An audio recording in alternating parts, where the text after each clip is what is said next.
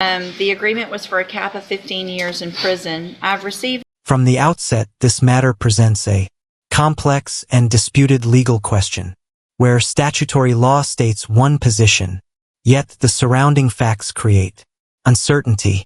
Today's sentencing hearing will depend on issues of consent, duty, and the proper extent of punishment. The pre-sentence report. Has everyone had an opportunity to review that report? Yes, Your Honor. Are there any additions or corrections? No, Your Honor. All right, Mr. Vasquez, you may proceed. Well, Judge, you already know what I'm going to plead for. At this stage, the judge is reviewing the pre-sentence investigation report, commonly known as a PSI. This record is essential. It summarizes the defendant's history, conduct, and case details, and it strongly affects sentencing outcomes. Salam was 21 when this occurred, when the girl was not yet 17. She was 6 or 7 months shy of 17. It was very stupid and irresponsible and hormonally insane. I don't know if he's been living underneath a rock or what for the last 5 years, but he should know someone that age cannot consent.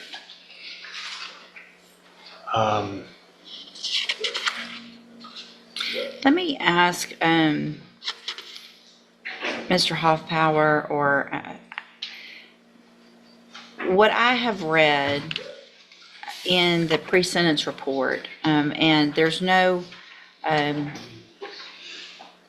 statements of interested parties, and so the victim or family, no one responded to this. What I'm reading is that the girl I guess here's my question. I don't see any allegations that this was not consensual. This is where the case turns contentious. The judge starts to examine the distinction between legal consent and what he describes as factual consent, an argument that frequently triggers serious public discussion. Now, I obviously understand that legally she cannot consent. So I'm not talking about legally, but I'm talking about factually consensual. It appears to me as though it was factually a consensual party, and they actually reached out, the girls, to Mr. Blackwell, if I'm correct. Go see alcohol, want a party, and all the things happened consensually, factually. Am I correct on that? That's the understanding. Now, if we go by just the defendant's account, which is in the PSI. But we don't have another account. And so if we don't have another account, then I guess my question is, why are we even talking about, and let me tell you something, Mr. Blackwell, what you did was absolutely stupid. But when we've got a 21-year-old and a 16-year-old, when the 16-year-old's the one that reached out to go party and do these things, do I feel like there needs to be some punishment, some rehabilitation, some better judgment calls? 1,000%. Do I feel like I'm going to send this young man to prison for that? I mean, this marks a critical stage. The judge is directly considering whether custody is justified, raising an important question for observers. Should motive and circumstances shape sentencing, or must the law apply strictly without regard to context?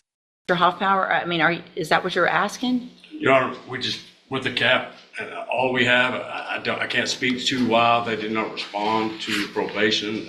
We were ready for trial. If you remember this case, we brought this to when we were ready to go to trial. Right. And so when we notified them about when the sentencing was. Now, the account by the defendant is, there's still no attrition in regards to whether or not that they can't consent, even when he knows she can't consent, he acts like it was what the court's acting like it was. He picked up someone and didn't check with her how old she was. And it seems to me that he's not acting like he did something wrong. It's just, I just picked up a girl off of Instagram and brought him out to party. And I don't see where there's any, acknowledgement of guilt in this. And I believe we're here, he pled guilty. Well, he pled guilty and could go to prison for 15 years, so that's some acknowledgement, I would think. Now, I mean, also included in this, Judge, is the court has received. I have that, and I'm going to get to that in just a minute.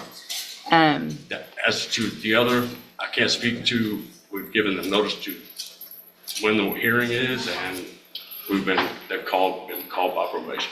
Okay. And that was the plea, was the cap to avoid a trial. So that's what happened. And the state is just leaving it for the court to make that decision. We're not arguing forcefully for prison time. We're just leaving that discretion of the court. I mean, no matter what, Mr. Blackwell now is going to have to register as a sex offender, going to have to go through treatment, all that stuff is going to be out there. And I don't want anyone to think that what I'm saying is that, Mr. Blackwell, that I think what you did was okay in any way, because it's not. I just don't think this is the case and this is the set of facts unless there's something else that I'm missing for some lengthy prison sentence when, we're not talking about a 12 or a 13-year-old. We're talking about someone that was almost legally able to consent, reaching out. And I think the court needs to know there is one other factor that adds to this, that videos of this act were posted online. So a 16-year-old in sexual act. Just when it appears the court may favor leniency, a new detail shifts the tone. Completely, claims have emerged that videos of the incident were shared online. That element could greatly affect how the gravity of the offense is legally evaluated. Right. In this case. But who did that? That wasn't is something that was to be proven whether or not. who posted It was what, posted. and yeah. But it was posted. I mean, it was a ridiculous situation. It was, I mean, I guess, Mr. Blackwell, tell me how you feel about this. My defense, I did make some irrational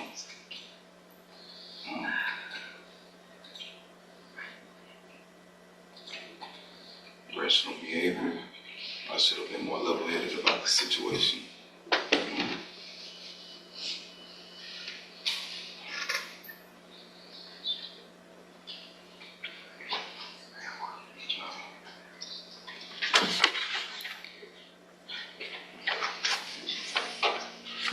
I mean, you understand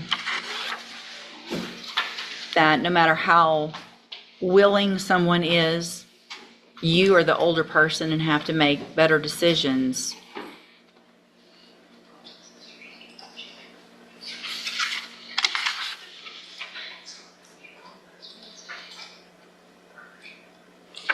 So tell me what's been going on in jail. Looks like we have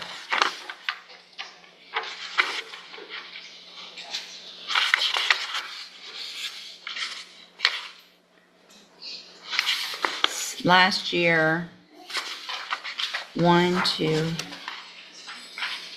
like pretty much every single month, just about, you had some type of write-up.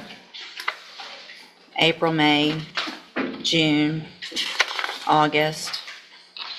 August was a bad month. September, November.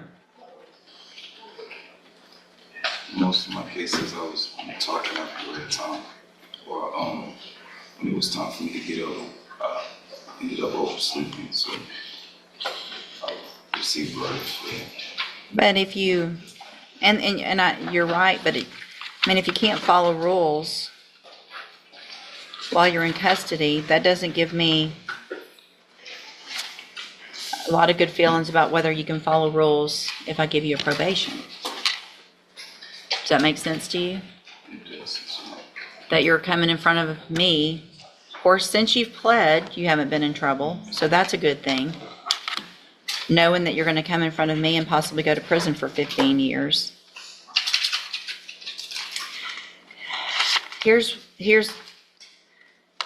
I mean, I think I've explained my position and why I have this position. And again, I don't want you to think that I think what you did was okay, because it wasn't. But because of the situation and because of the ages of everyone and because that there is absolutely no evidence that this was factually not consensual, what I'm going to do today, Mr. Blackwell, is I'm going to find that you entered your plea of guilty freely and voluntarily. I'm going to find sufficient evidence to find you guilty, but today I'm going to defer all proceedings and place you on probation for a period of 10 years. You are going to pay a $1,000 fine. You're going to follow all of the rules and conditions of probation, which means being on the sex offender caseload. You will have to register as a sex offender, and you will have to, you're not going to be allowed to have social media, at least for some amount of time until I say so. I am also going to order that as a condition of your probation, you enter and successfully complete the cognitive track of the ISF program. That means you're not getting out of jail today, right? You're going to a program that is designed to teach, especially younger people, better ways of thinking and decision making. And I'm hoping that when you do that, you'll get out and you will make obviously better decisions. Be successful on this probation, because the opportunity that you're being given today is huge. You actually do not have a felony conviction on your record, and I'm not doing that for you. I want that clear to everyone. The reason I'm giving you a deferred probation is because if you violate that cap of 15, it's off the table. So if you violate your probation, I can sentence you anywhere between 2 years in prison all the way up to 20 years in prison. So this is your chance. I don't want you coming back in here later and saying, well, I need help with this, or I tested positive and now I need help. You need to ask for help ahead of time if you need help with anything. If you're drinking too much, if you're smoking marijuana, I don't know whatever it is. If you need help getting a job, if you need help with where to live, you better ask those things and not get in trouble and then come back and ask me for a chance again, because this is the chance